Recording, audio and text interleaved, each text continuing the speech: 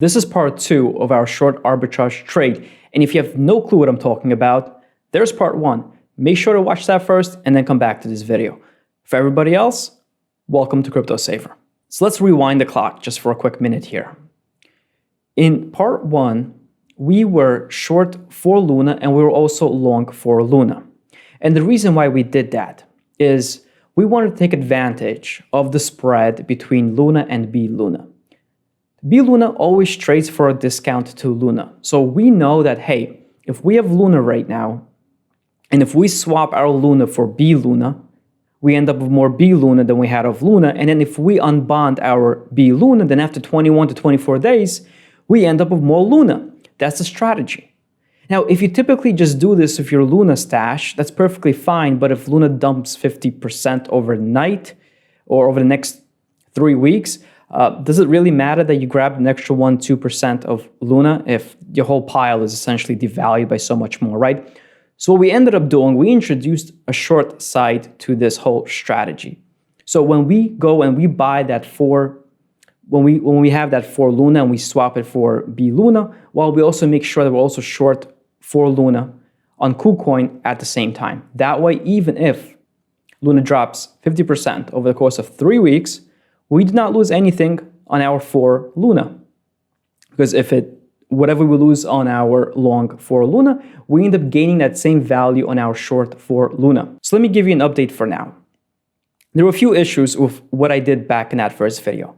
The first is that I used a very small size. I did the strategy, I believe, with just 4 Luna. And the reason why that sucks is because you sometimes have to pay a flat fee for some of the fees. And if you're paying Anchor a flat fee of 25 cents, that can actually eat into your ARB gains for the strategy that we're using. Second of all, because I really planned to make that video then and there, I did not wait for a great opportunity for a wide spread between bLuna and Luna, because the wider that spread is, the more Luna we can gain. When I made that video, the spread was less than 1%. So basically, like bLuna was trading at 0.992 or something like that. That was basically what it was trading at compared to Luna. But a few days after I made that video, the spread got really wide.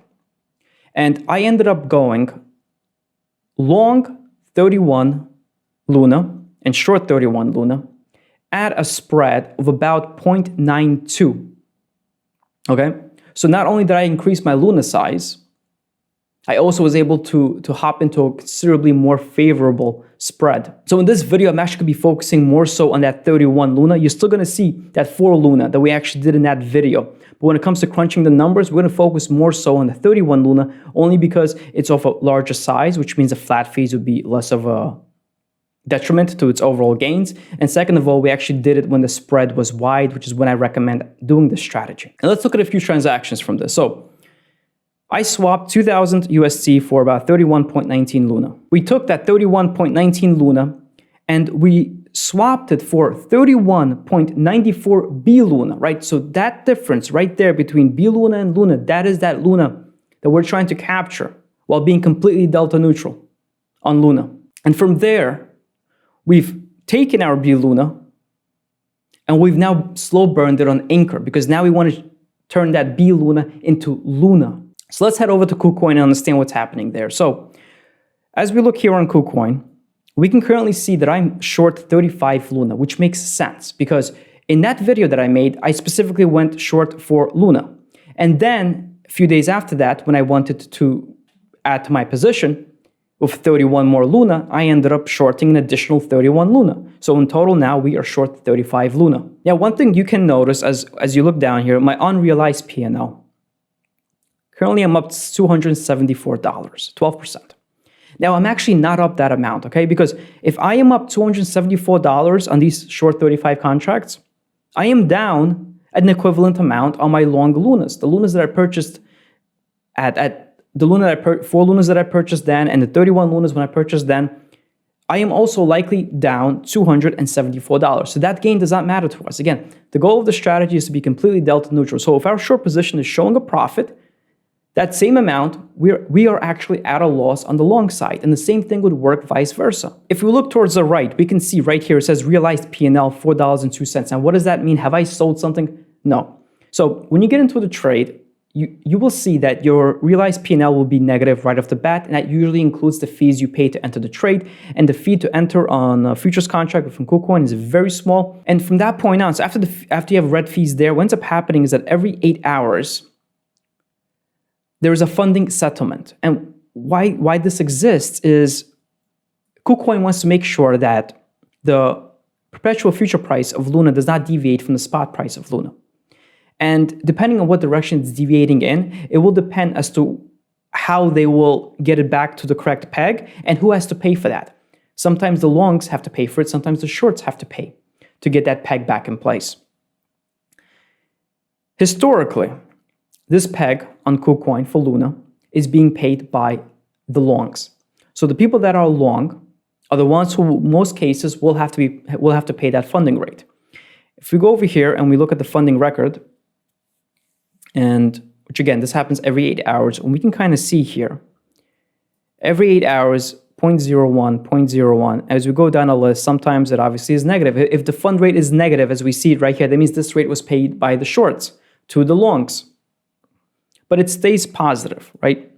And because it stayed positive, in most cases, every 8 hours, we've been able to accumulate a bunch of gains from that. Like actual gains, $4.02. And this is after the fees we paid to enter this trade. So this is something you could also consider, that while we are going delta neutral and while we are playing off that spread between bLuna and Luna, there's also a little bit extra money that you can make simply profiting off the fact that the funding rate goes in your benefit if you are short Luna on Kucoin. Now let's head over to Anchor and see what's going on here. Right now, I have 35.97 Luna that is withdrawable. This includes a 31 Luna that I went short and long after my last video, and also the 4 Luna that I went long and short during that video. Now, how much Luna did we actually gain? Let's do the math for that. So again, 4 Luna from that video, 31 Luna after that video. So 35.18. Right now, as we look on Anchor, I can withdraw 35.97 Luna. The difference between those two numbers is 0.79 Luna.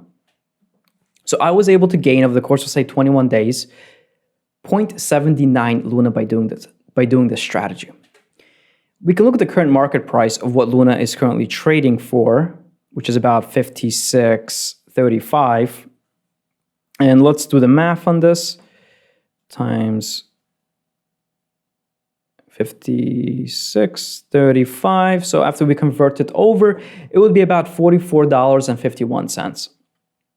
So we made $44.51 in gains. And in doing so, throughout this whole time, we were never exposed to the upside. We were never exposed to the downside. We were completely delta neutral. So we were able to pocket this 0.79 Luna into our pocket, which is currently worth $44.50 without having any exposure to the price movement of Luna. Now granted, if Luna did go up in value during this time period, then this 0.79 Luna would be worth more, so our profits would be higher. Maybe instead of $44.50, it would be $50, $60, let's say.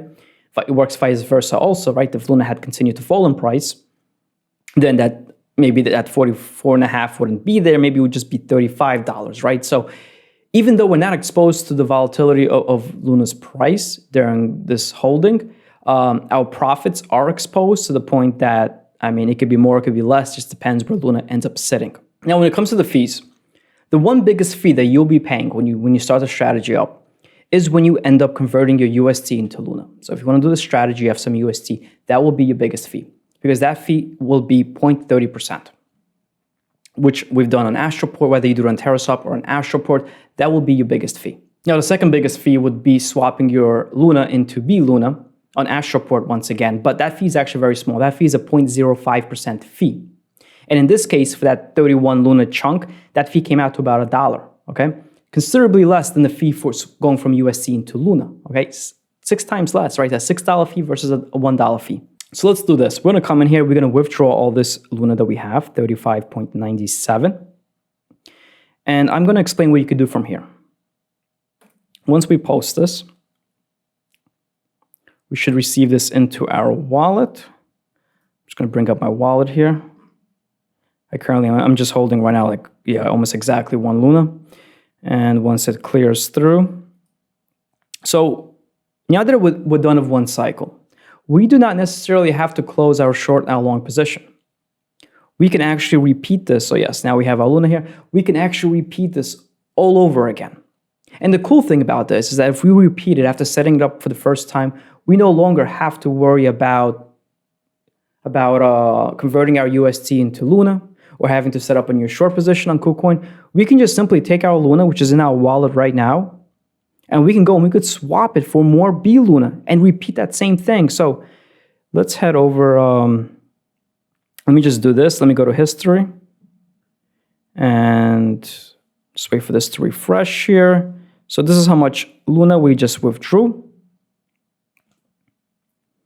Let's copy that. So let's head over to just Astroport real quick. Enter the app. So let's say we wanted to go from, oops, okay, let's do this. And then we're gonna do bLuna over here. Actually, let's remove one because we had one extra Luna in there. So now the spread, we should obviously look up the spread right now, right? And see what the spread is. It's probably much tighter right now. Luna is going up. So as we look here, yeah, so the spread is very tight. So it's not, again, you're kind of in a spot where you wouldn't want to be doing this. Might be better uses of your bLuna, but you can kind of see how better uses of your Luna. But you can see how over the course of the past few days, there have been instances where it's been trading down at around 2% discount. Like that's where we want to be. 2% discount, that's great to take advantage of. A 1% discount, not so much. But even then, we can see that if we were to repeat this whole process right now, we would then turn our 35.97 Luna into 36.28 bLuna. And then we simply unbond that bLuna, and after 21 days, we now would have 36.28 Luna again, right? And you can just keep on cycling this. Now, one thing to keep in mind if you cycle it like this, because right now we are actually compounding the extra Luna that we gained. But as you notice, we're not really raising how much we have on Kucoin here, which we have 35 Luna. So if we go 36 long, 35 short, we would be exposed to the long side. So keep that in mind. You will have to kind of balance that out if you want to do so. But you don't have to close. As long as you keep 35, as long as you keep cycling that same 35 Luna, for example, you do not have to close a short position anytime soon. And you do not have to close your long position within Terra at all. You can just keep them open and you just keep on cycling this over and over again. And in the meantime, you will also continue to collect the realized P&L. Now, when time comes and you want to just get out of the trade altogether, yes, you will want to make sure that you sell you cover, right, by going long. You want to make sure you buy back your shorts and you also put a sell order for your Luna at the same time. And you don't have to sell all the Luna, right? So again, going back to Astroport here, we're at 35.97. We don't have to sell 35.97. We simply would have to sell 35, right? So the gains, you could do whatever you want of them. Just whatever you're exposed exactly on the long and the short side, that you just have to make sure you close at the same time. And you can watch my prior video to see how I opened it at the same time also. But that's basically the idea here, right? So either way, with this strategy, we managed to gain about, let's say about 0.78, 0.79 Luna. Yes, the fees kind of bring it down to 78. But if we were to cycle this again moving forward, we would be able to pay considerably less in fees, which would increase the amount of Luna that we gained because we lost some Luna during the swaps from Astroport. But this is a pretty cool strategy to do because, again, you do not have any exposure to the price of Luna while you do so, and you can simply just continue collecting Luna. So if you have a goal to have X amount of Luna, but you're also like, you know what, I want to collect Luna, but right now I'm not comfortable putting, let's say, $20,000 into buying some Luna and staking it to get, Luna from stake rewards. I'm not comfortable doing that because what if Luna goes down tremendously in value? Well, you could use that $20,000 to do this strategy. And you can collect Luna doing this. And if you did enjoy this video, if it was helpful, to just kind of tie everything together, I appreciate a thumbs up. If you're interested in more Terra-related content and also kind of just covering these little arbitrage opportunities, you could also just subscribe to my channel. Other than that, thank you for watching and have a great day.